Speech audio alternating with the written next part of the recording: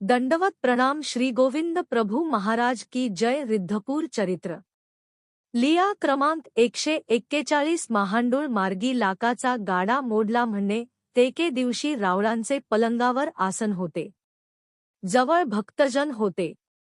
अचानक राऊळ अनुकार करत म्हणाले, आवो मेला जाय महांडूळ मार्गी लांकाचा गाडा मोडला म्हणे राऊळ असे 2 वेळा म्हणाले। म्हाईंभटांनी तो दिवस आणि वेळ लिहून ठेवली। शेकटाजवळच्या महांडूळ गावात ती माहिती पाठवून विचारले, आमुका दिसी आमका वारी येथ लांकाचा गाडा मोडला की? तिथले लोक म्हणाले, साच मोडीला घुईनायकाच्या शेतकामासाठी वापरली जाणारी मोठी बैलगाडीच्या 2 चाकांमधला लोखंडी दांडा मोडला होता असे गावातल्या लोकांनी सांगितले।